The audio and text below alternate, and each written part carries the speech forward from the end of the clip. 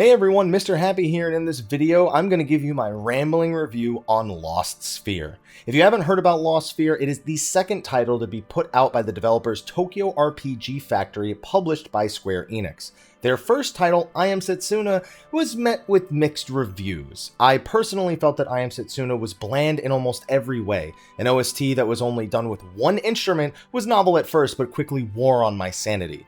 The lack of variety in pretty much any aspect about the game, whether it be animations for attacks, the characters and their attitude, and the snowy areas just over and over. I couldn't get more than 10 hours into that game before throwing in the towel. But when I heard about Lost Sphear and I checked that out, I decided, you know what, I'm gonna give Tokyo RPG Factory a second chance. And, well, did they impress on the second try? Pretty much, yeah. This felt like I Am Setsuna, just better in every conceivable way. Let's talk about why. So the premise of Lost Sphear's story is that things are disappearing, they're becoming what is called lost, and the protagonist, Kanata, finds out he has a special gift that can actually restore these lost locations. Other than that, I won't have any spoilers for the rest of the video. Just know that for their story, there's all sorts of twists and turns and new characters and subplots that you'll be keeping track of over the course of what I experienced to be an approximately 30-hour main story. I enjoyed all 30 hours of that story, minus the occasional RPG trope, which you'll definitely be able to count as you actually see them, and the occasional cringy line that kind of just happens with silent RPGs. I'd also like to mention that after the satisfying end to the story, there's also some post-game content that I haven't yet tackled, so there are definitely more hours for me to get out of this game. How many? I don't know yet, but I'll probably won't find out for a while because I have some other things that I need to take care of before wrapping up the Platinum Trophy on this game. Another high point of Lost Sphear, other than its story, was its combat. If you played I Am Setsuna, it's basically Chrono Trigger, but you can freely move around the arena when making attacks. If that's not a good reference point for you, if you've never played either of those, when you encounter enemies, you'll encounter however many of them, and all your characters will be placed onto a field. When your action bar actually fills up, you're able to execute a single action, and you can freely move around the arena to choose where you wish to take that action from. Whether it's a point-blank AoE that you're punching in the face of an enemy, or it's a ranged attack and you want to move to the other side of the arena. You have great freedom on the battlefield to position your own team in ways that are beneficial to you and are hopefully a hindrance to your enemy.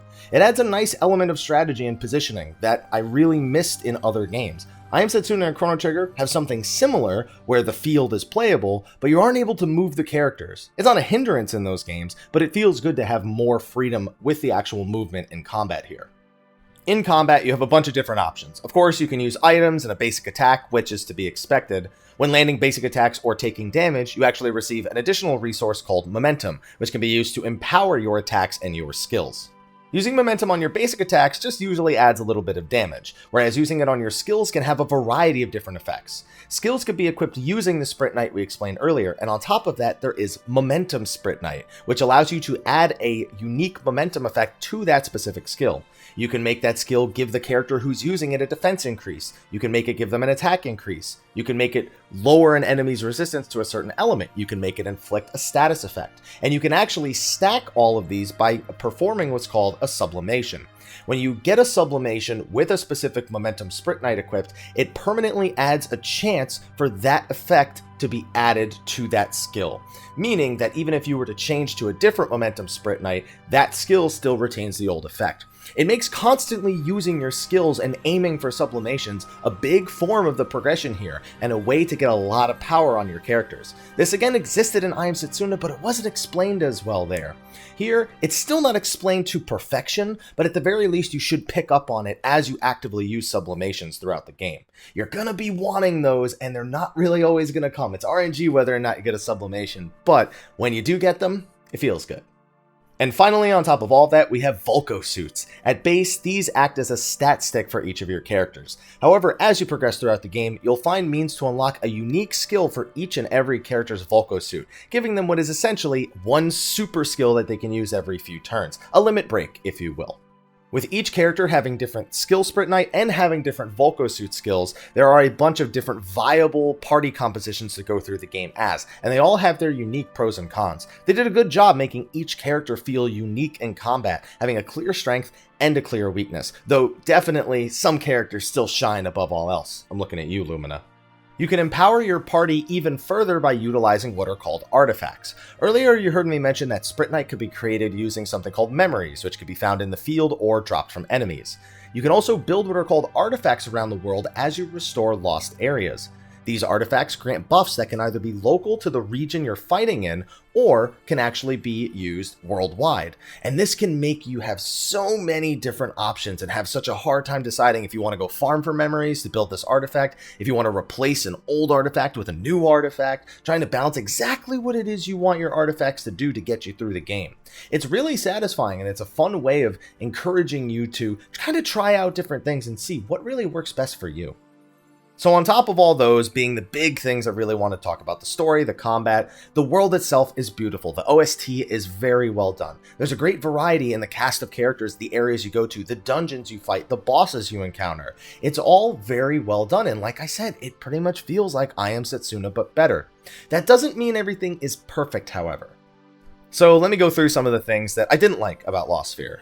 Weapons and armor, it was nice collecting new ones as I went throughout the game, and the armor especially had different resistances and different attributes that made them worth collecting, but I found that generally weapons and armors, as well as fortifying them, was super one-dimensional, and ended up just costing a lot of monies in the game. And yes, I believe the currency is actually called monies. It's got a G, but when I beat the fight, it says money, so that's what I'm going to go with. It felt like it just wanted to farm money the whole game and just upgrade like that, and there was very little thought process that went into it. In one of the post-game dungeons, they actually expand upon the ability to upgrade weapons and armor, but that's a little bit too late in the game. A system like that really should be available before the post-game dungeons. Another thing is the lack of voice acting. Now, they were going for an old school feel, and I personally don't feel that the game needed voice acting. What makes this weird is that in combat, there is in-combat voice acting, and it's the traditional thing. I'm going to say, the names of my abilities or some sort of cheesy catchphrase, but it's also only in Japanese. So they don't even have English for that. I believe I Am Setsuna did the same thing. I didn't find it excusable then. It still doesn't make sense now. Personally, I left them on the whole game because I just kind of tuned them out, but I mean, they don't really add anything to the game. It just makes me wish there was voice acting in the rest of the game. Personally, I wish they kind of just wouldn't have had it at all, but if they were going to do it, to go the whole 9 yards with it. This is a $50 game after all, which is going to be a point we hit on in a few minutes. Another less major thing that kind of bothered me was that a lot of the NPC text wasn't very useful. I'm okay with making it so that a world feels alive when I'm talking to all the different NPCs, but a lot of the times they had nothing to do with the quest that I was undertaking, and it was just stuff that was of absolutely no relevance to me. I was hoping that talking to NPCs was going to be a little bit more robust, because another aspect of the memory system allows you to draw memories from people's speech. I was hoping that by going around and talking to a bunch of NPCs, I'd be able to naturally draw memories from the things they were saying. But they don't do that at all, and anytime you do need to actually grab memories from people's speech, the game is pretty much laying out for you that you're going to need to do it. There's a big missed opportunity there that could have led to a lot of interesting dialogue and a lot of different things to be done, but it ends up just kind of falling flat. So I don't know why I said a few minutes when it was going to be like 30 seconds. The last thing to talk about for me is the price tag. The number one question I get, is this game worth $50? And you know what? Having finished it, it is really a tough call. I Am Setsuna was $40, and I didn't think it was worth it. If this had cost $40, right now I'd be telling you 100% worth it. 30 hours out of the main story, and it wasn't a slow and poorly paced main story. It was well done. It was solidly written. It was enjoyable. So 30 hours of that. It could have been even more if I had played the game on hard mode, which by the way is what I recommend playing the game on. I've got some post-game content to do, quite a bit of it as a matter of fact, which will probably eat another at least 10 to 15 hours, maybe even more, and I just haven't had a bad time with the game. It's been a good experience. So let's say minimum you get 40 hours out of it. It sounds like I'm being greedy saying that's not worth $50. I've paid $60 for way worse things. I don't know. It's just such a tough call because it's coming out near so many other games, I think is really the big question of why $50. Personally, I'd say if it's a game you're on the fence about and the price tag is the one thing stopping you, you may want to try to grab it on sale. $40 for me is no matter what, 100% worth. $50, I don't know why they raised the price tag from I Am Setsuna, which was $40. It's not like Lost Sphear's bad and it doesn't deserve the right to, I guess, charge $50, but the last game wasn't like a super insanely well received, like, blockbuster hit that they were sure was going to spin off into like a bunch of other games. Like, there was nothing about that game that said, yeah, let's charge $10 more for the next game. Without any additional voice acting, without like that many more hours on it than I Am Setsuna, it was really surprising to me that they would charge $10 more, especially with Monster Hunter World, Dissidia, a bunch of other RPGs and big AAA titles they were competing against. Getting those $40 sales is key to what they wanted to do with the game. But it almost feels like they said, you know what, we need you guys to earn more money off this, so they made a decision to go with $50. I just say, man, it's a good RPG. I don't think I could say anything else about it. Take It's a Good RPG and run with that. Either buy it for $50 or get it on sale.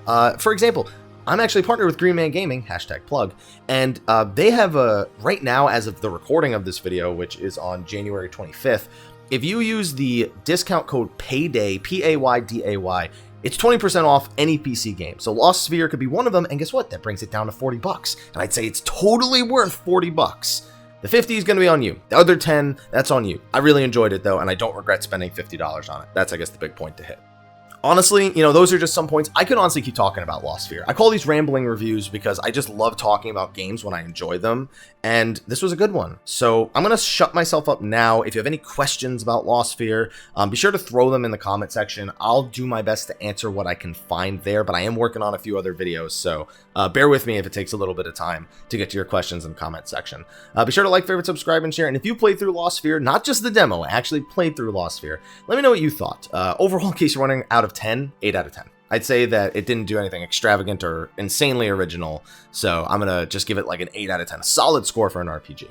But on that note, thanks for watching. Be sure to like, favorite, subscribe, and share, and I will see you guys in the next video. Until then, take care.